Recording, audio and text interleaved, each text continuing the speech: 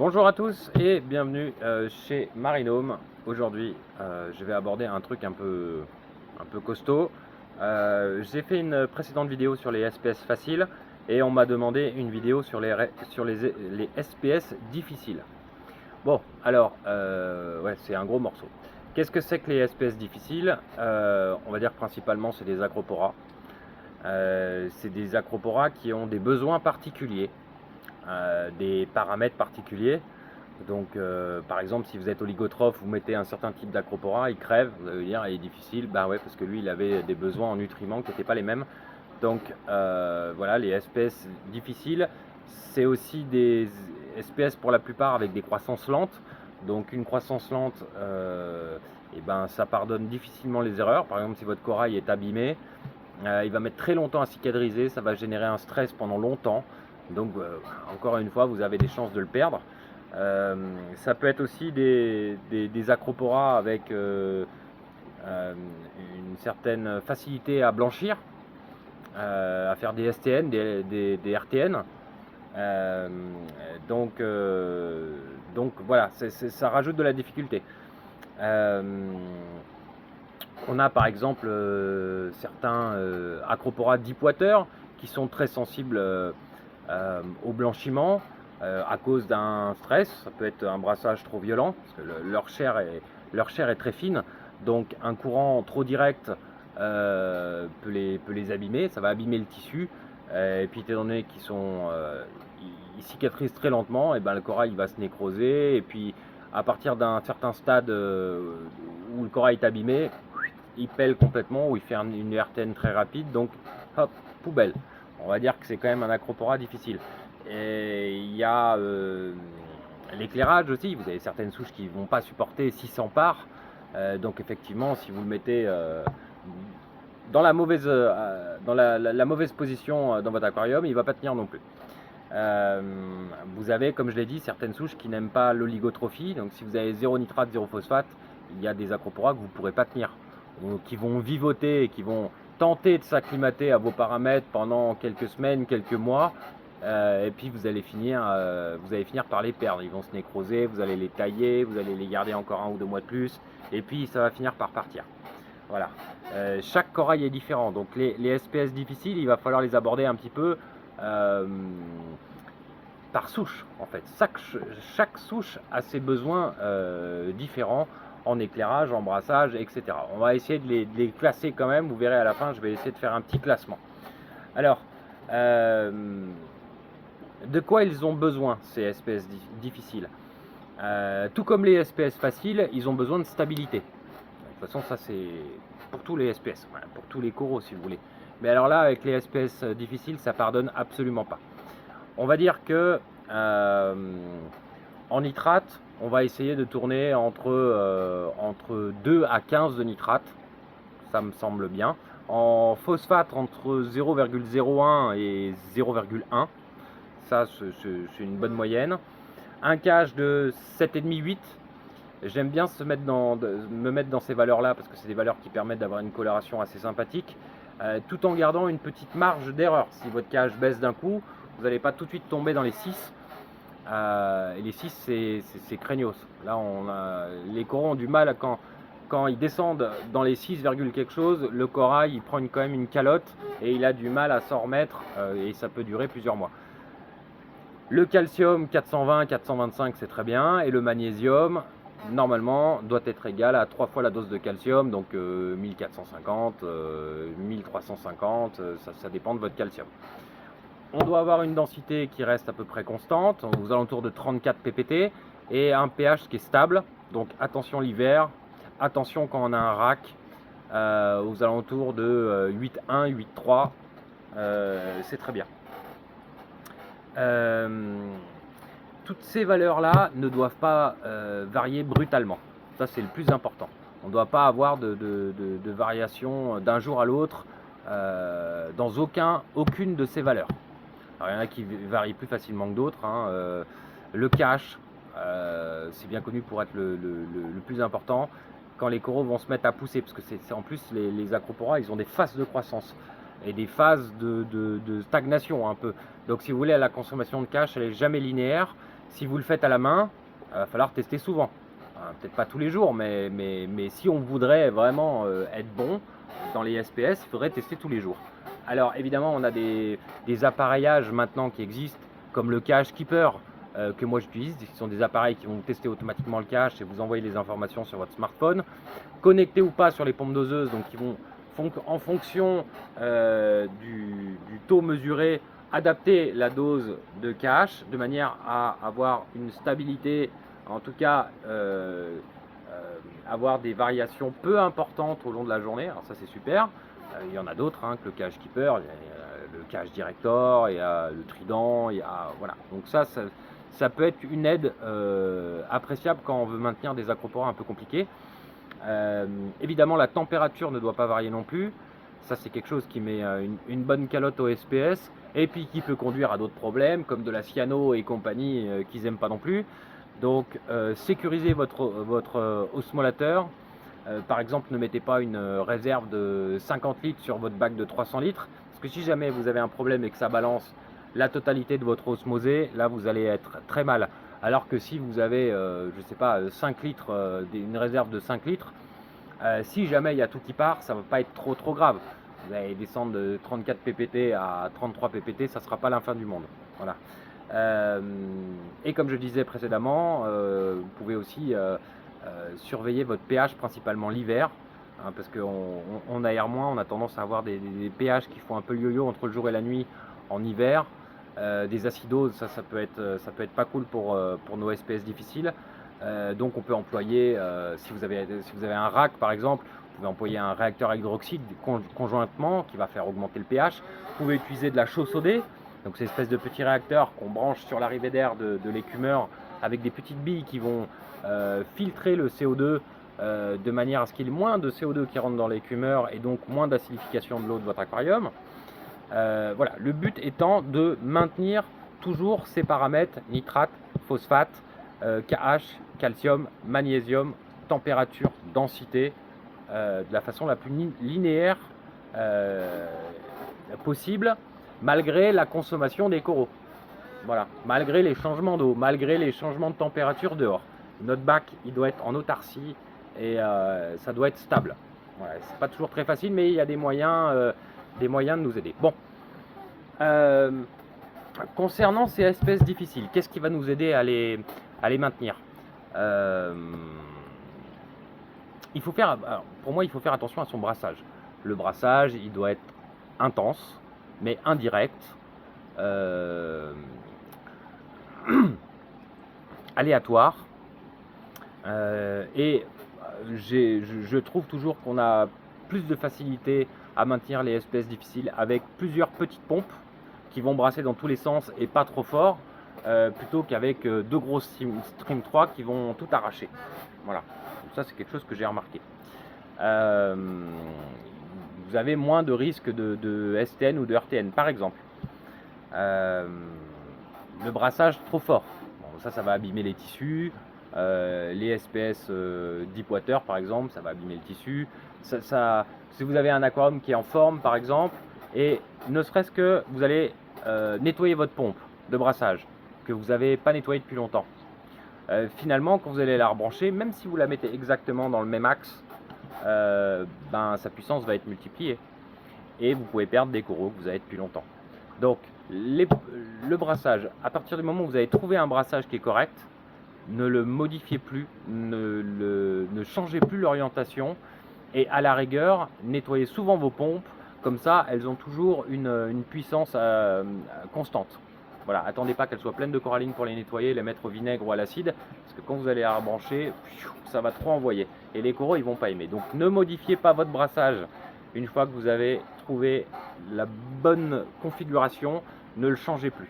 Voilà, ça c'est important pour les SPS difficiles. J'ai perdu pas mal de SPS, je pense, en modifiant le brassage, etc. Donc ça m'a servi de leçon. Autre chose, j'ai remarqué aussi que la sédimentation était parfois problématique, sédimentation au pied, parce qu'on peut pas non plus, on n'a pas non plus des rouleaux de vagues dans l'aquarium, de manière à dégager toute la sédimentation. Donc on en aura quoi qu'il arrive, et lorsque la sédimentation se fait à la base du corail, et ben ça crée souvent des nécroses, etc. Donc j'ai pris l'habitude de coller mes SPS sur une tige, sur le décor. Donc par exemple, vous pouvez très bien prendre un plug à bouture à l'envers, donc vous collez le disque et vous avez la petite quéquette qui dépasse. Et là, vous collez votre bouture sur la quéquette. Voilà.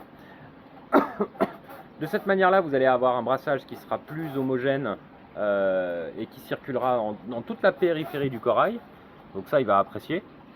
Et ensuite, vous avez toute la sédimentation qui va glisser, en fait, finalement, et qui ne va pas embêter la base du corail. Et ça, j'ai remarqué que, du coup, c'était encore des risques en moins, en tout cas avec le brassage, la circulation d'eau et la sédimentation, d'avoir des coraux qui crèvent, quoi. Voilà. Il est certain aussi que pour les SPS difficiles, le mieux c'est d'acheter des sources, d'acheter des coraux de mariculture en aquarium. Hein, vous savez, un acropora, même quand il est de culture en mer, il n'a jamais vu une LED, il n'a jamais connu de l'eau de mer synthétique, etc. C'est un passage qui est compliqué pour le corail, il va falloir qu'il s'acclimate, etc. C'est pas toujours facile. Pendant un certain temps, le corail il est fragile, il pousse pas, c'est compliqué, etc. Bon, il y a des pros qui l'ont fait pour vous, qui ont des souches stabilisées en aquarium, etc.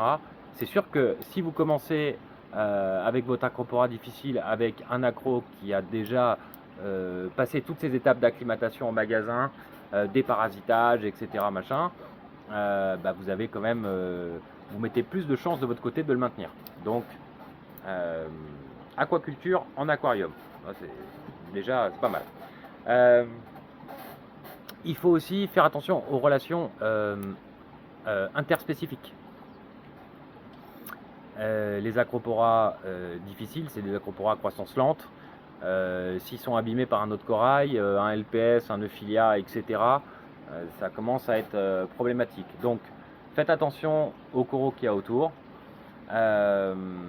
Faites attention aussi aux coraux cuir qui sécrètent des toxines qui normalement inhibent la croissance des coraux durs. La sarcotoxine par exemple, donc ça a été prouvé que certains gros corail mous pouvaient produire des molécules pour emmerder les coraux durs qui poussaient à proximité. C'est toujours un combat pour le territoire, hein. Donc vous avez une guerre chimique aussi qui se fait. Donc faites attention aux coraux que vous mettez dans votre aquarium. Limite quand vous faites de l'acropora difficile, évitez les coraux cuir ou les coraux à croissance trop rapide qui vont prendre la place ou prendre la lumière, casser le brassage des SPS qui poussent eux lentement. Voilà. Attention évidemment aux parasites. Si vous avez des souches qui ne sont pas déparasitées, qui ne sont pas acclimatées en aquarium, etc., vous avez des risques de planaire d'acropora, de bugs, etc. Donc il va falloir traiter, désocler. Bon, ça c'est sûr, on va parler de la maintenance du SPS difficile en imaginant que le SPS n'est pas malade, n'est pas contaminé par des parasites. Sinon, ça n'a plus aucun sens. Donc, bon, essayez de prendre aussi des animaux dans les boutiques où vous êtes à peu près sûr que vous n'avez pas de problème de parasites. En général, un sujet de mariculture, c'est-à-dire que le mec il cultive ses coraux, comme moi, on fait attention à ce que nos pieds mers soient sains. Évidemment, si on a des parasites partout, on ne peut pas faire pousser les coraux et faire des boutures pour les gens, si on perd les coraux toutes les 5 minutes.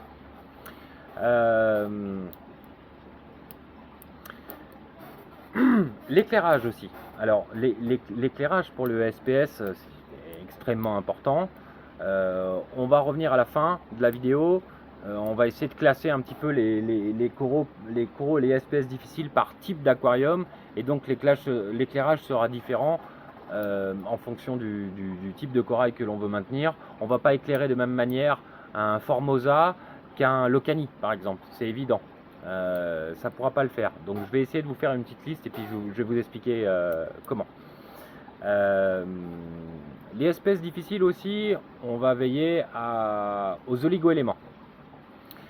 De toute façon, si vous voulez arriver au top de la coloration sur un acropora difficile, il ne suffit pas de le bombarder en lumière. C'est tout un ensemble de facteurs. Et les oligo-éléments, pour moi, sont essentiels si on veut obtenir le meilleur résultat. Donc, il y a plusieurs manières. Hein. Vous avez soit la possibilité de compléter chaque oligo-élément, hein, c'est comme ce que vous pouvez faire chez Triton, acheter le manganèse, l'iode, le strontium séparément et les doser. Sinon, vous pouvez acheter des oligo-éléments en part, qui sont rangés par différentes classes d'oligo-éléments en 3 composants ou 4 composants, ça dépend des marques. Mais dans tous les cas, pour pouvoir doser correctement, il va falloir passer par les tests ICP. Là, vous n'avez pas bien d'autres solutions. Vous pouvez acheter un test iode, un test strontium, mais bon, vous n'aurez jamais de test manganèse ou test... voilà. Donc, le test ICP, c'est quand même le mieux pour régler ces oligo-éléments et contrôler la dose et l'évolution en faisant d'autres tests ICP assez régulièrement, peut-être tous les 2-3 mois, de manière à adapter la dose qu'on met journalièrement ou 2 fois par semaine ou toutes les semaines. Moi, je préfère mettre les oligos tous les jours et je préfère qu'ils soient indépendants du balling, si j'utilise le balling, plutôt que d'avoir tout ça mélangé. Voilà. Qu'est-ce qu'on peut dire aussi? Attention à la nutrition. Alors la nutrition, elle n'est pas fondamentale si vous voulez pour un SPS, mais elle peut quand même grandement améliorer les choses, surtout si on est un poil oligotrophe. Donc ça veut dire que si on a peu de nitrate et peu de phosphate, les oxantelles hébergées dans le corail sont peu nombreuses et donc donnent peu d'énergie au corail. Voilà, parce que les oxantelles se nourrissent principalement de nitrate et de phosphate. Donc plus il y a de nitrate et de phosphate, plus il y a de oxantelles sur son corail, plus le corail reçoit de l'énergie. Moins vous avez de nitrate et de phosphate, moins il y a de oxantelles sur le corail, plus il est coloré, mais moins il a d'énergie. Donc moins vous avez de nitrate et de phosphate, plus vous allez donner à manger à vos coraux. Ça me semble logique. Donc après, le type de nourriture, on s'en fiche un peu. Pour du SPS, effectivement, il faut que ça soit inférieur à 100 microns, si vous voulez que ça soit pris. Vous pouvez mettre aussi du phyto. Et bon, vous avez plein de types de nourriture SPS, donc c'est des nourritures qui sont très petites. Voilà. Quel point on pourrait aborder aussi sur le maintien des SPS? La prédation, par exemple. Évidemment, bon, en général, avec les anges, il n'y a pas trop de problème sur la prédation des SPS, mais par exemple, papillon. On ne va pas avoir un Chaetodon auriga ou un Eniocus dans son bac quand on a des SPS. Déjà on essaye de maintenir des accros qui sont difficiles et qui poussent doucement. Si en plus ils se font manger de la moitié de leur polype, ça ne va pas le faire. Vous pouvez aussi avoir des crabes sur les sujets de culture en mer. Donc faites attention, repérez bien, regardez à la loupe si vous avez un crabe qui n'est pas tout lisse, généralement de couleur blanche avec un petit masque, vous le virez. Souvent c'est des petits crabes poilus avec les yeux bleus qui sont grisâtres, on va dire. Donc ceux-là, ils bouffent les polypes, hein, clairement, donc ceux-là, vous les dégagez. C'est pas des crabes symbiotiques.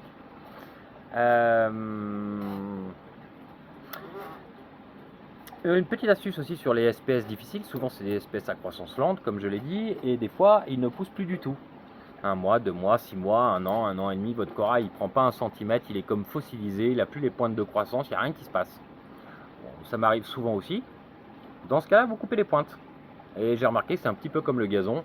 Quand vous coupez un corail, ça le stimule à cicatriser et donc à pousser. Donc en fait, vous pouvez refaire partir un corail en le coupant légèrement. Vous allez le stimuler à la croissance. Essayez, ça marche plutôt bien. Bon, alors maintenant, sorti de toutes ces méthodes pour maintenir le SPS difficile, on va se déterminer un petit peu par type d'aquarium. On va avoir les SPS qu'on va appeler SPS old school. Donc on va avoir un éclairage assez blanc qui tape assez fort avec un taux de nutriments assez bas, par exemple de de 1 à 5 de nitrate et de 0,01 de phosphate à 0,04 par exemple. Là, dans ces valeurs-là, tous les coraux ne peuvent pas tenir. Alors, vous pouvez tenir facilement du Formosa, Oexemaille, Ostera, Aspera, Humilis, Abrotanoides, Hyacinthus, le célèbre Jean-Jacques, l'Acropora florida, l'Oisetae, Paris, et puis tout le SPS facile. Donc on éclaire fort, assez blanc, on a peu de nutriments. Là ça va aller pour la liste que je vous ai donnée. Moi j'appelle ça old school. C'est comme ça qu'on éclairait avant avec les néons, les HQI. Hein. Bam, on éclairait, on mettait la sauce, c'était assez blanc. Maintenant, avec les filtres, les éclairages bleus, etc., on a découvert la maintenance d'autres espèces qui sont très très belles et qui sont aussi, que moi je classerais dans les difficiles. Dans ce type de bac, je vais l'appeler bac US Style, allez, comme fauna marin. Et on va avoir deux types de coraux dans ce US Style. On va avoir les coraux High Light, ceux que vous devez cartonner en éclairage. Et puis les autres, plutôt low light, qu'il faut éclairer de façon moyenne. Dans les deux cas, les nitrates seront assez élevés pour du SPS, ça peut étonner certains, mais entre 5 et 15 de nitrates.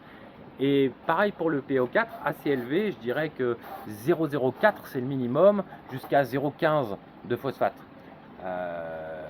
Alors pour le High Light en US Style, on peut aller jusqu'à 700 parts, on peut vraiment leur taper dessus, mais avec un éclairage très bleu, avec pas plus de 4 heures de zénith en blanc. Et puis quand je vous dis blanc, c'est peut-être 20, 30, 40% de blanc, hein. C'est pas du 100% de blanc. Donc on va maintenir de l'Acropora tenuis. Si vous voulez des Acropora tenuis, Walt Disney, Homewaker, Rainbow, Armageddon, tout ce que vous voulez, pour qu'il soit coloré, il faut le cartonner en bleu. Il peut très bien se prendre 600-700 parts dans la tronche sans problème, tant qu'il a ses nitrates, tant qu'il a ses phosphates, tant qu'il a son brassage correct, tant qu'il a ses stabilités des paramètres, etc. Vous allez pouvoir aussi maintenir Natalensis, que j'aime beaucoup, Millepora, ça aime bien quand ça arrache, ça aime bien le courant, Clatrata, Spatulata, Solitarensis, Vermiculata, Chesterfieldensis avec ses grands polypes, c'est calé, pas très dur celui-ci, mais voilà, je le mets là-dedans. Cosurini, Digitifera, Anthocercis, Divaricata. Donc tout ça vous pouvez quand même, c'est plutôt US style, donc éclairage très bleu et nutriments hauts. Voilà, ça vous pouvez cartonner en éclairage, ça y a pas de problème. Et ensuite vous avez les low light. Donc c'est des acroporas qui sont dans le même type d'aquarium, mais qu'il va falloir éclairer moins fort. Peut-être simplement plus en bas, hein. Pas obligé d'avoir un système totalement différent. On va avoir plutôt, alors on va dire que c'est plutôt entre 200 et 300 parts cette fois-ci. Ouais, c'est complètement différent des High Light. Donc on va avoir l'Orida, les Microclados, Cytherea, fameux Cytherea, Pikachu, Wolverine et compagnie, Latistella aussi, Cardus, Red Dragon, Little Ferrari, etc. Turaki, Granulosa, Loripes, Suarsonoy, Caroliniana, Aculeus d'Australie, hein, parce que d'Indonésie il est pourrave, il est moche. Locani, Plana, Delsaoui. Alors ceux-là ils sont vraiment chauds, hein. Si vous n'avez pas des nutriments c'est pas la peine, le truc il sèche sur place. Rosaria que j'adore. Ensuite les Valida, Nana, Tricolore, etc. Si vous les éclairez trop, ils seront pas beaux, ils seront tout crème avec juste les pointes violettes, les polypes qui sortent pas beaucoup. Moi l'Acropora tricolore, ce que j'aime c'est quand il est bien violet avec les polypes bien verts. Et donc il faut pas l'éclairer comme un bourrin celui-là. Et puis les dips très fragiles à branches très fines comme Speciosa, Jacquelinae, qui sont compliqués aussi, Fénéry, efflorescent. Alors les fluorescents, certaines souches de culture qui sont acclimatées depuis longtemps, vous pouvez un peu les mettre où vous voulez. Mais moi, je le mettrai quand même dans cette condition-là. US Style, Low Light, ok, pas en dessus de 300 par, ça sert à rien. Et puis à cela, on va rajouter des SPS faciles, mais c'est pas la peine de mettre des Pocillo, des Monty, des stylos. Ils seront pas beaux. Ils seront pas beaux dans ce type d'aquarium, c'est pas la peine. Eux, ils préfèrent l'oligotrophy, ils préfèrent quand ça tape en éclairage.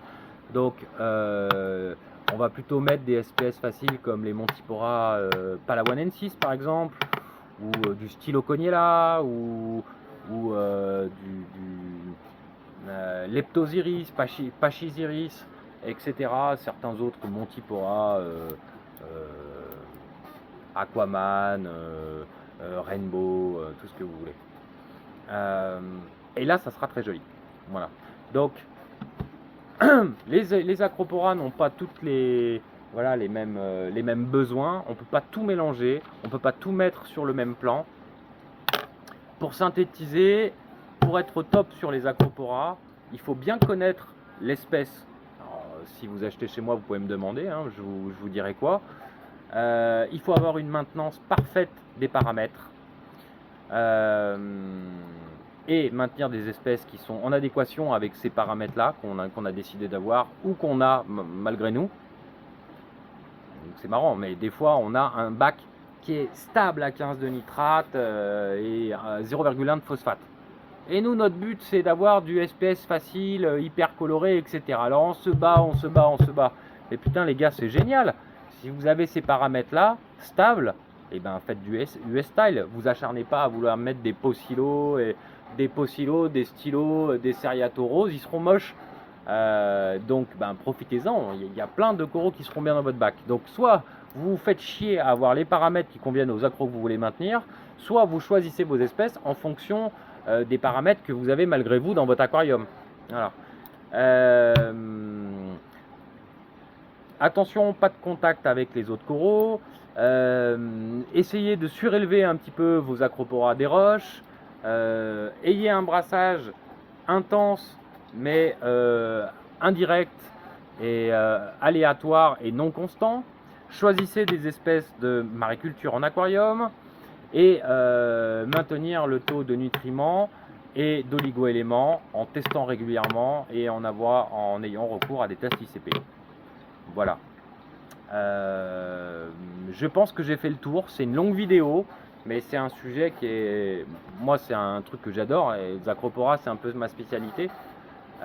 Donc, voilà, c'est un gros sujet. Il y a encore plein de choses à dire.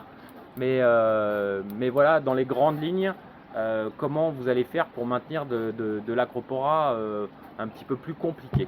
Voilà. Pour tous ceux qui m'ont suivi jusqu'au bout, merci infiniment. Je suis à votre service. Si vous avez besoin, vous m'appelez ou vous m'envoyez un SMS. Ciao, ciao les amis. Salut, salut.